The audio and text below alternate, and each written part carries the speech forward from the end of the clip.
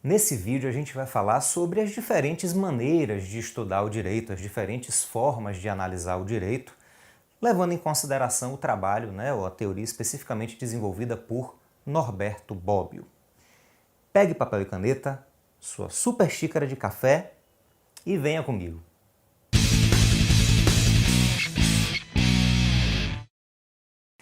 Meus amigos, o teórico italiano Norberto Bobbio desenvolveu uma das teorias, ou um dos trabalhos mais difundidos no século XX a respeito da teoria do direito.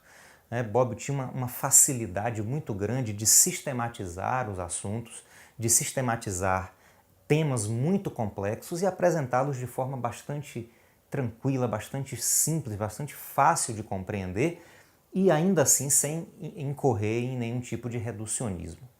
Pois bem, ele tem três livros que são importantíssimos para todo estudante, todo estudioso do direito, que são a teoria da norma jurídica, a teoria do ordenamento jurídico e o positivismo jurídico. O próprio Norberto Bobbio, na introdução desses livros, refere que esses três livros em conjunto podem ser considerados como uma teoria geral do direito.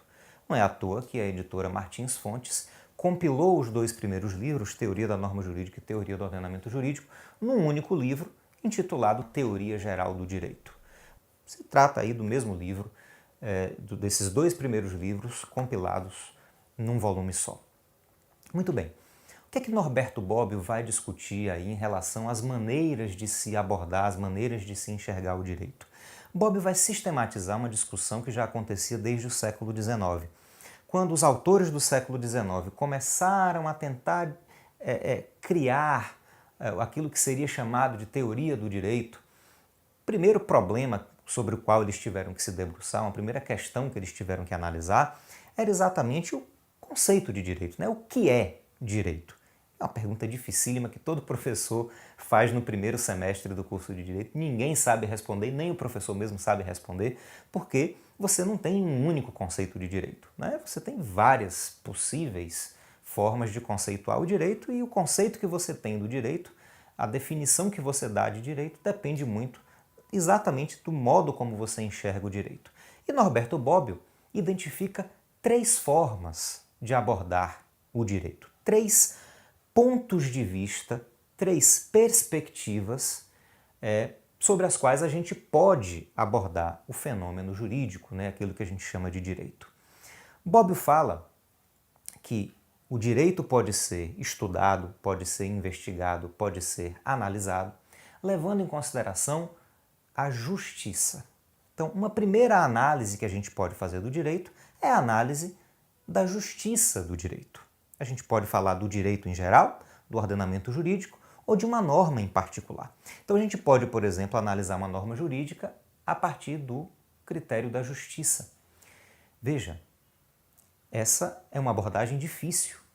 Não há um conceito de justiça, não há um consenso sobre o que seja justo ou o que seja injusto. Exatamente por isso, Bobbio vai dizer: o estudo do direito do ponto de vista da justiça é um estudo que vai ser objeto da filosofia do direito. Então, a filosofia do direito é aquele campo do conhecimento, é aquela área do saber que vai se debruçar sobre o estudo da justiça no direito.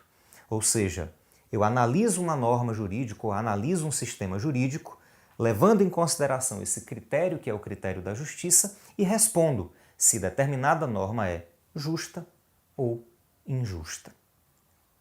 Veja que o próprio Norberto Bobbio tenta dar um conceito mais objetivo do que seja justiça, mas é um conceito mais ou menos objetivo, tá? Não é tão objetivo assim não. Qual é o drible aí que Norberto Bobbio tenta dar? Ele tenta criar uma fórmula dentro da qual pode caber, na verdade, qualquer conceito de justiça. Ele vai dizer o seguinte, que para tornar esse estudo mais objetivo e dizer se uma norma é justa ou não, eu vou considerar como critério de justiça ou como parâmetro de análise da justiça os valores inscritos no ordenamento jurídico. Então, por exemplo, se eu pego a Constituição da República Federativa do Brasil de 1988, que nos diz que é objetivo da República Federativa do Brasil construir uma sociedade livre, justa e solidária, e aí eu pego uma determinada norma, um artigo de uma norma qualquer, para eu dizer se esse artigo é justo ou injusto, se essa norma é justa ou injusta, basta eu comparar com aquele valor que está enunciado no artigo da Constituição. Então, se aquela norma nos aproxima, nos ajuda a realizar aquele comando constitucional de construir uma sociedade livre, justa e solidária, essa norma é justa. Justa do ponto de vista constitucional. Se essa norma, pelo contrário, nos afasta daquele objetivo colocado na Constituição, a norma é injusta. Veja que é justa ou injusta a depender do que diz a Constituição, mas você vai interpretar o que diz a Constituição de acordo com os valores que você leva em consideração. Então, na verdade, não é um critério tão objetivo assim. Mas, nos diz Bobbio, uma das formas de estudar o direito é estudá-lo pelo âmbito, pela perspectiva, pelo ponto de vista da justiça. Tarefa que vai ser confiada aí à filosofia do direito, porque tem um método mais apropriado para discutir esse objeto. E aí, quando eu analiso a norma do ponto de vista da justiça, ela vai ser classificada como justa ou injusta. Meus amigos, um outro critério levado em consideração por Bobbio, um outro critério pelo qual a gente pode estudar o direito ou a norma jurídica, segundo Bobbio, é o critério da eficácia. A eficácia significa a efetiva produção de efeitos pela norma jurídica ou pelo ordenamento jurídico. De novo, a gente pode estudar tanto o ordenamento jurídico como conjunto, como as normas individualmente falando, a partir dessas três perspectivas, da justiça, da eficácia, da validade. Mas, do ponto de vista da eficácia, o que eu vou verificar é se aquela norma produz eficácia, se ela efetivamente se impõe sobre a sociedade. Então, eu vou dividir a eficácia aqui em dois âmbitos. Eu posso falar de eficácia social e de eficácia jurídica. Veja só, o que é eficácia social? Vamos ver um exemplo. Num determinado momento da nossa história, chegamos à conclusão, analisando os dados estatísticos, os dados estatísticos nos mostravam que uma quantidade significativa dos acidentes de trânsito era causada por pessoas que dirigiam sob o efeito de substância psicoativa, álcool, drogas ou remédios que incapacitavam para a operação de máquinas e para dirigir veículos, né? Então, resolveu-se, com o objetivo de reduzir essas estatísticas, né, reduzir o número de acidentes de trânsito, decidiu-se criar a famosa Lei Seca. Né? Qual é o objetivo da Lei Seca?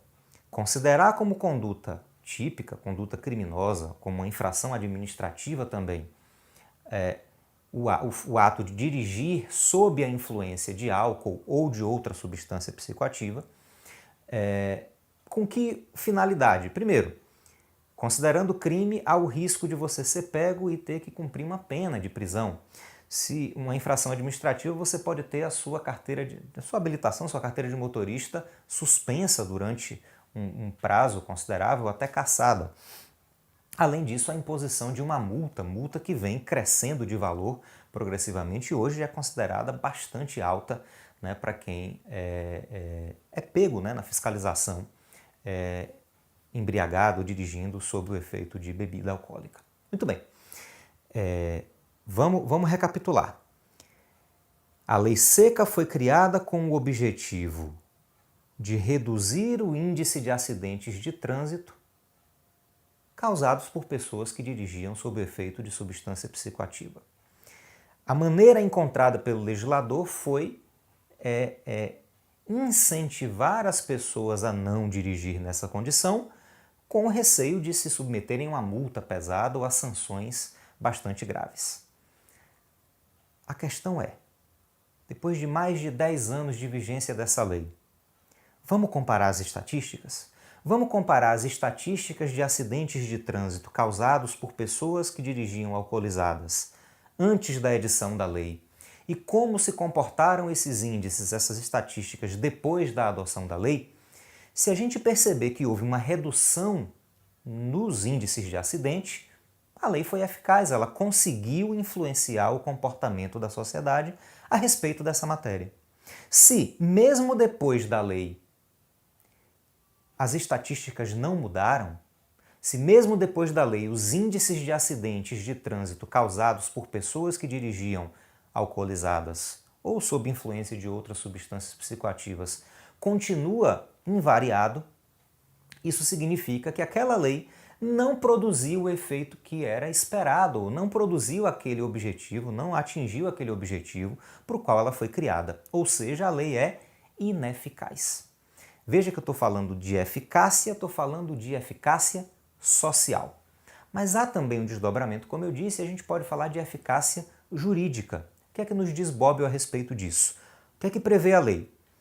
Quem beber, quem dirigir sob o efeito de bebida alcoólica está se submetendo a sanções administrativas e criminais.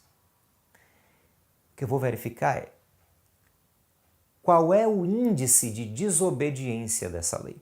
Então, quantas pessoas desobedecem à lei, simplesmente ignoram a lei e dirigem alcoolizadas e não são pegas? Bom, se o destinatário da norma, que é o cidadão, não obedece à lei e não sofre a sanção prevista pela lei, a norma é juridicamente ineficaz. Mas, se ele desobedece à lei, mas recebe a punição prevista, se ele é submetido à sanção prevista naquela lei, a norma foi eficaz. O que torna a norma ineficaz não é a desobediência, puramente. É a desobediência não sancionada. É quando o sujeito, o destinatário da norma, desobedece à norma e não sofre a sanção, não sofre a consequência prevista para a desobediência daquela norma. Então, vamos lá, falamos que a gente pode analisar o direito e a norma jurídica do ponto de vista da justiça e do ponto de vista da eficácia. Em relação à justiça, a gente viu a análise da questão da justiça é objeto da filosofia do direito e a análise da eficácia. Meus amigos, para analisar a eficácia, tanto jurídica quanto social, eu não vou ter que analisar estatística, eu não vou ter que fazer pesquisa de campo, eu não vou ter que identificar e mensurar, medir e analisar o comportamento social das pessoas. Então, meus amigos, isso é objeto da sociologia. É a sociologia do direito que vai me dizer, que tem ferramentas metodológicas mais adequadas para me dizer se uma norma é eficaz ou ineficaz. Então, a norma do ponto de vista da justiça é justa ou injusta, do ponto de vista da eficácia é eficaz ou ineficaz. Por fim, nós temos um terceiro ponto de vista, uma terceira perspectiva, um terceiro viés de estudo do direito. A gente pode estudar o direito do ponto de vista da validade das normas jurídicas. Meus amigos, do ponto de vista da validade, a norma pode ser válida ou inválida. Quando eu estudo a validade da norma, eu não vou dizer que a norma é certa ou errada, correta ou incorreta, verdadeira ou falsa. Não, não, não. A análise não é essa. A análise é de validade ou invalidade. E, meus amigos, estudar a validade de uma norma, identificar a validade de uma norma, nada mais é do que analisar fatos. O que é que eu vou levar em consideração para dizer se uma norma é válida? Primeiro, eu tenho que analisar o ordenamento jurídico. Eu pego a norma que está sendo analisada e vou verificar quem criou essa norma. E quem criou seguiu que procedimento? Bom, se a norma foi criada por quem tinha competência para criá-la, ou seja, se o próprio ordenamento jurídico já diz que aquela autoridade ou que aquele órgão tem competência para criar aquele tipo de norma, primeiro tiquezinho, a primeira caixinha da análise está ok. Ou seja, quem criou a norma? Foi a autoridade estatal competente? Sim. Eu vou verificar então o segundo nível. A autoridade estatal competente, ao criar essa norma, seguiu o procedimento previsto no ordenamento jurídico? Sim. Bom, se a norma foi criada pela autoridade estatal competente, seguindo o procedimento previsto no ordenamento jurídico, essa norma é válida. Agora, se quem criou foi a autoridade incompetente, se quem criou não tinha competência para criar aquela norma, ou mesmo sendo competente não seguiu o procedimento previsto no ordenamento jurídico, essa norma é inválida. A gente pode ver como exemplo, a Constituição Federal diz que o presidente da República tem competência para editar medidas provisórias. E diz ali em que situações ele pode fazer isso. Se um deputado resolve editar uma medida provisória, essa medida provisória é inválida, porque ele não tem competência para editar medida provisória. Assim como se o presidente da República decidir criar uma lei, ele não tem competência para criar lei. Ele tem competência, ele tem legitimidade para apresentar projetos de lei para o Congresso Nacional, mas a competência de criação da norma é do Congresso Nacional e não do presidente da República. Então, se o presidente da República baixa lá uma lei, essa lei é inválida, ele não tem competência para criar lei.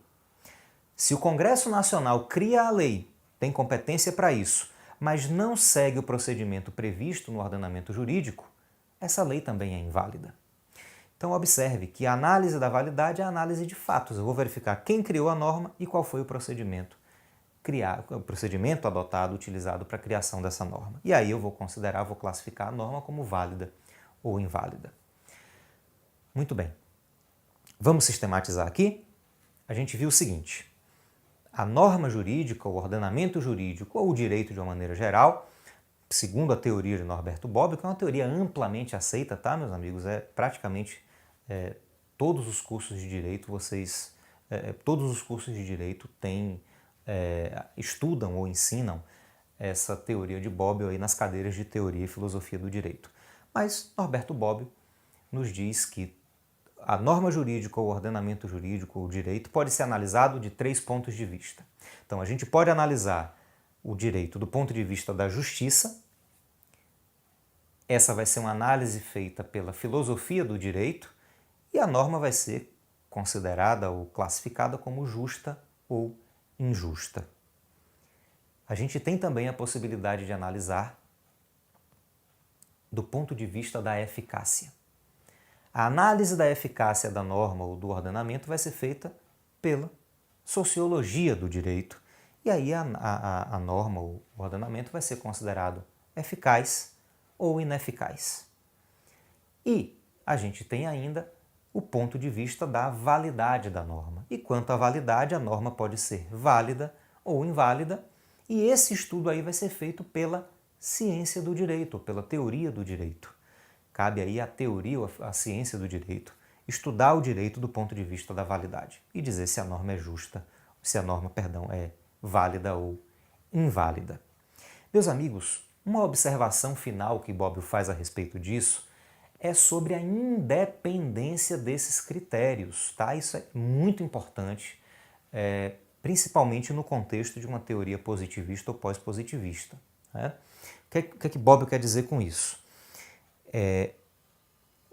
Uma análise não está atrelada à outra. O que isso significa? Os critérios são independentes. Eu disse que no plano da justiça a norma pode ser justa ou injusta, no plano da eficácia, eficaz ou ineficaz, e no plano da validade ela pode ser válida ou inválida. Só que não significa, por exemplo, que para ser válida a norma precise ser eficaz e justa. Não, os critérios são independentes. Eu posso ter uma norma justa, ineficaz e válida. Posso ter uma norma injusta, eficaz e válida, ou seja, a norma pode ser válida, eficaz, mesmo que seja injusta. A norma pode ser justa, ineficaz e inválida. Não está prevista no ordenamento jurídico e ninguém segue na prática, né? Então, os critérios são independentes entre si, tá certo? Você não vai atrelar um ao outro. Por que eu disse que isso é importante no contexto de uma teoria juspositivista ou pós-positivista? Porque se você pega uma teoria como o jusnaturalismo, por exemplo, para o jusnaturalismo a norma só é jurídica e, portanto, só é válida se for justa. Então, para que a norma seja válida, é preciso que ela seja justa. Se a norma for injusta, automaticamente ela é inválida. Mas num contexto de uma teoria positivista ou pós-positivista, e a gente pode afirmar aí, na teoria contemporânea do direito, os critérios são absolutamente independentes, tá? Eles não estão atrelados um ao outro. Ok? Tá vendo que teoria do direito não é tão difícil assim? É só você analisar com calma, tá aí com seu cafezinho na mão. Café ajuda a gente a entender as coisas melhor, viu? Bom, a gente continua falando de teoria do direito em outros vídeos. Enquanto isso, eu peço que você se inscreva no canal, ajude a divulgar esse vídeo entre seus colegas de faculdade, seja na graduação, na pós-graduação. Curta o vídeo, né? Deixe seu comentário, diga o que você achou do vídeo, tire alguma dúvida que você eventualmente tenha, eu vou responder assim que possível. Né? E não saia daí não, só vá ali rapidinho encher sua xícara de café e volte para a gente continuar batendo um papo aí sobre teoria do direito, tá bom? Eu aguardo você. Um forte abraço e sapere aude.